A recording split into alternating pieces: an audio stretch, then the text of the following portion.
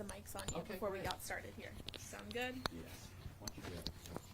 Then I'll introduce it. That'd be great. Okay. I'm going to speak, and then the Reverend Burton's going to speak. And then if you can just put this in your pocket and take that wire away as much all as right. you can. All right. And then one for the other side. All right, great. Let me move this out of the way. I'll move this so it's out of the way. Thanks.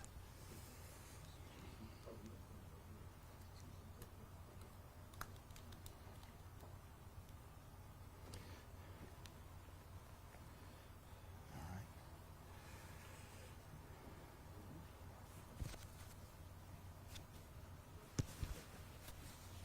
Trying to get that mic to face the right way. All right. I don't know which one. That's all right. I guess it doesn't have to face the right way. All right. Thank you. Hey, where do we put that? This side.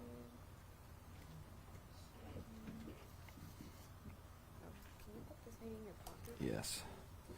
How's that? That's good. Thanks. There we go. All right. Bring this up here so that it's not. Okay. That looks good. You're almost fully loaded. Yes. We just had channel 13. All right. I could add one more if you want. Excellent. Excellent. Even Excellent. Excellent. Is everybody good? Make sure you want me to test these before I start. Get these out of the way. That's good. Well, good after. Jack, why don't we grab that door just so. Good afternoon, everybody. Thank you so much for being here today. My name is John Fishwick, and today we are launching a public campaign to change the name of the Richard H. Poff Federal Building to the Reuben E. Lawson Federal Building. Why Reuben Lawson? Why do I want to change the name of the Federal Building to Reuben Lawson? He is a iconic titan in the legal industry, a lawyer who brought many civil rights cases in the Roanoke Valley and in Southwest Virginia to integrate our schools. He brought cases to integrate schools in Roanoke City, in Roanoke County, in Lynchburg, in Grayson County, in Floyd County, in Pulaski County. He was persistent. When he brought these cases, Brown versus Board of Education was the law of the land in 1954, but schools all across the country resisted integrating their schools, and Reuben Lawson looked for legal ways to overcome those hurdles. For example, a number of the county schools in our region would send the African American students to nearby counties and not educate them in their own counties. Some school districts had what's called a pupil placement board, and the pupil placement board would make it very difficult for an African American student to transfer to a white school. It was another way to have segregated schools. So why has Reuben Lawson been overlooked? I think that's a good question, but from my perspective, for two reasons. He was practicing law at the same time as a total titan in the legal industry, a man named Oliver Hill, who was part of the legal team that brought the Brown versus Board of Education case. Oliver Hill was from Roanoke. Oliver Hill lived to be 100 years old. Reuben Lawson, on the other hand, died at a young age. He died at age 43. But Reuben Lawson spent his whole career here in Roanoke, here in the Roanoke Valley, practicing law, bringing these civil rights cases. And he was where the rubber hit the road. He brought the cases in the federal courthouse to integrate the schools in southwestern Virginia and in Roanoke Valley.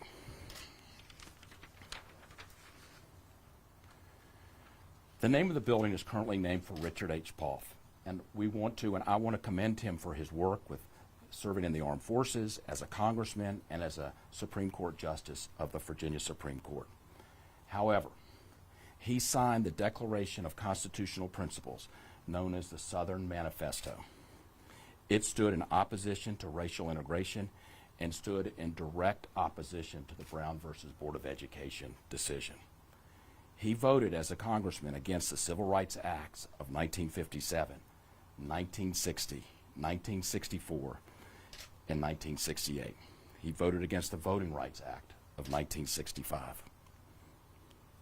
A federal courthouse is where our citizens go to vindicate their rights, and it should be named after someone who reflects that principle. Today, we are asking the public to rally behind this and to ask Congress to change the name of the Federal Building here in Roanoke to the Reuben E. Lawson Federal Building.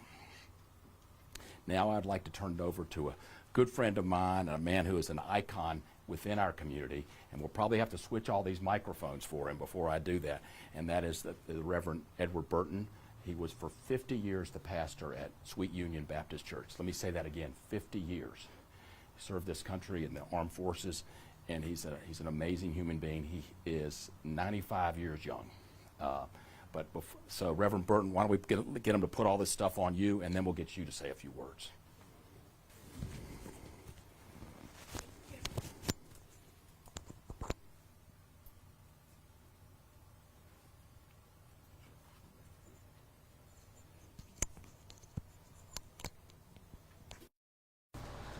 Thank you, sir. You want me to sit here or stand? You can do whatever you want, whatever, What's comfortable for you? whatever's comfortable for you. Either one. If you want to sit, can we put your chair here? How we do that?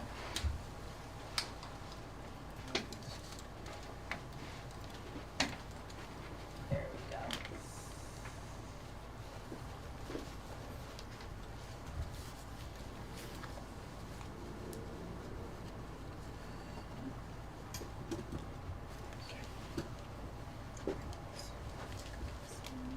Put this on your iPhone.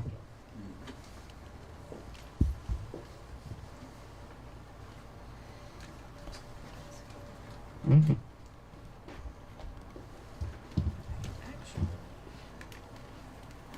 you put this in your, Pocket or maybe your inside, you can put it in your inside.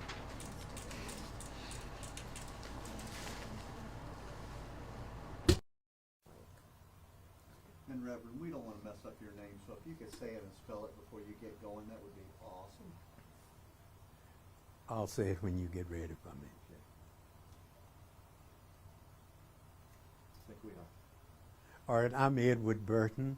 I was for 50 years pastor of a local church, Sweet Union Baptist Church here in Roanoke, Virginia, and I appreciate the opportunity to be a part of this thinking of from one whom I regard as a really outstanding attorney. I knew Reuben Lawson personally. I was at that time vice president of the Roanoke chapter of the NAACP, and we used to meet in his office. And I'm aware of the individual cases that he brought to integrate the schools in Southwest Virginia, even though it had been done on a national scale. I personally have a real feeling about it because my first wife came from Prince Edward County, and she finished high school in Appomattox County because she was not able to go to school in Prince Edward County. That makes me very sensitive about this whole matter. I'm a veteran, and I go over to the Poff Building for some things that I need to go over there for, and it bothers me a whole lot in the light of the fact that it is named for a man who had done some things that I regard as hurting me and my family personally, especially as it comes to life. Since this man, and I know he was overshadowed by Oliver Hill, and we haven't heard that much about Reuben Lawson, but even though we haven't heard that much about him, he was the local attorney who took all of these cases to court on a local basis. And we have much of what we have today because of what Reuben Lawson thought and did in that time. He didn't think a whole lot of demonstrations, I know, because I lived in that time and I talked with him personally, but he put forth a lot of effort. And I think for a man who has done that much so far as trying to bring about justice in this country, that this building ought to be named after him rather than a man who signed a manifesto that I feel hurt my people, and especially even in my own family.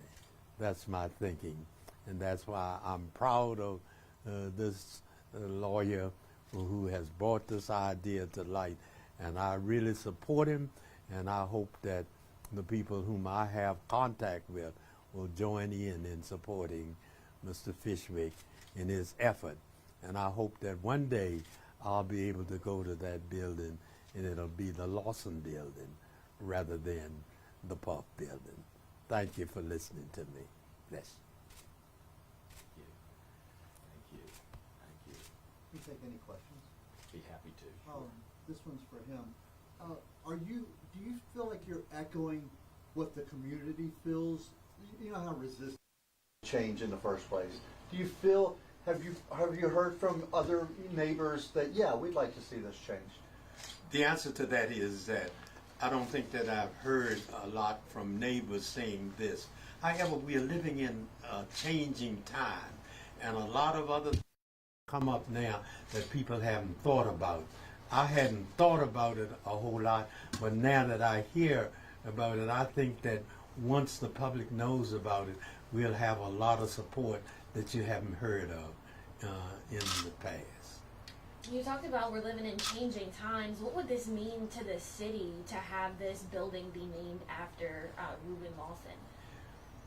That's something that I've had some time to think about, and I think that Roanoke is a city that is proud of the accomplishments that we have made. I was here back in the 50s, and demonstrations were going on all over the country. Roanoke never had any demonstrations because they knew what was going on in other places, and there were some forward-thinking people here who said we can accomplish things without the fight. And so we never had the kind of demonstrations that we had in other places. And I think that the people here, once they hear of what is being thought of, will be really enthused about it, because it'll follow the things that made us proud of how we accomplished things here in our grand old city. You said you personally knew Reuben Lawson. What was it? What kind of man was he? Kind of tell us what he was like when you worked with him. All right, from time to time we met even in his office, which, by the way, was called in a building called the Lawson Building, and his office was in there. He was a quiet and peaceful man. You didn't hear much about him, and I remember even in those last days when he was not well, he had one thing that I had said that you didn't hear of in a lawyer's office, and that is he had a cot in there. He was so enthused about what he was doing that he would have the cot, he'd lay down and then come back and meet with us. A quiet person who was not well, who died as a young person, but who was so enthused about accomplishing the things that he accomplished. I knew him as a friend and as somebody that I had dealt with personally. John, what kind of precedent is there in Southwest Virginia for the renaming of a federal building? I mean, certainly there have been school buildings, local, state, renamed. How about when it involves an act of Congress? That's good. Good question, Lawrence. In fact, I want to thank Daniel Martin in our office, who's here, who's helped with some of the research on this, and also my son Jack, who's helped with the PowerPoint.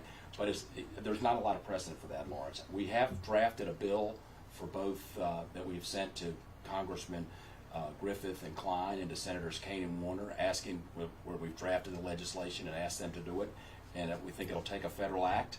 But we hope they will look at it seriously, and that one day this will happen. You said that the other day, is that right? To the Yes. Have you heard any response? I have not.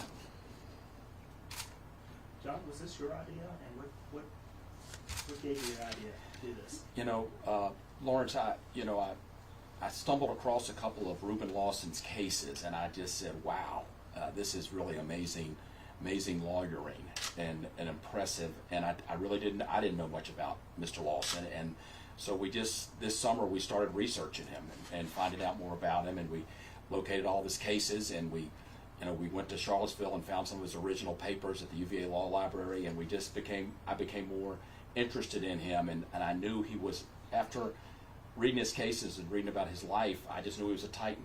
He was a legal titan that has been overlooked, and for the reasons that I said, I think because a little bit in the shadow of Oliver Hill, and he died so young, but what he accomplished in his short life was phenomenal, and it took a lot of guts, bottom line, to bring these cases during that time, and I was so impressed, and I said, well, let's do something about this, and here we are today.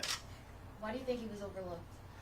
I think because he died so young. He died at age 43, and Oliver Hill was just so well known, and was also from Roanoke. We should be so proud of that. We have the Oliver Hill Justice Center, the state courthouse is named after it. Mr. Hill, just an unbelievable person, but he's gotten great awards and honor, and people know about him. But I think because of that, because he was also from Roanoke, people have sometimes overlooked Reuben Lawson, and so today's an effort to change that. Are there other people, like you say, titans, or people who have made big changes a long time ago that you think are still being overlooked? I'm sure there are, but it's when you look at what Reuben Lawson accomplished, not in such a short amount of time, when literally 6 schools in this part of the state are integrated because of his lawsuits that were hard-fought lawsuits. Remember, they weren't agreeing with him. Things that we take for granted now were not being taken for granted. They were being resisted. The thing called massive resistance, where they fought integration and fought equality of the races. So what he did was significant. And John, I assume that the pastor was referring to the Lawson building that was over there in Gainesboro? Yes. Can you speak to the fact that because of what happened to that neighborhood, and people miss buildings like that, how it might be a win-win to be able to name this? Well, I think renaming the building is a win-win for the whole community, but this is in Roanoke City. And he brought these cases. If you look at the PowerPoint presentation, back in the day, you filed a lawsuit by person, not by computer, and you took it over there. And this is where he practiced law. All these lawsuits were filed in the federal court here. And so I think we all, as people in the Roanoke Valley and the surrounding areas, can hold our head high to, follow and to honor somebody like this, whether you live in Gainesboro or wherever you live. Is there anything else that either of you would like to add, or anything that you would like people to know? Reverend Burton. I don't know that there's anything else that I particularly want to say. I'm just thankful that this whole idea has come forward, renaming this building, and it is a part of the change that we are seeing in our day and time. And I think that helps to bring Roanoke itself on board with what's going on in other parts of the country. Thank you. Is there any petition that people could sign, or how can people show you their support? I think any kind of public support, obviously writing to the Congress folks, the folks in the House of Representatives and the 2 senators, and urging them to adopt this legislation, to get it passed. Let's get it done by the end of the year. Very nice. All right. Thank you. Thank you. Thank you, gentlemen. We'll get all I forgot I had know. We were going to listen to you the rest of the day. I was going to go on with all of this. We would have chased you down. Oh, and you could have found me because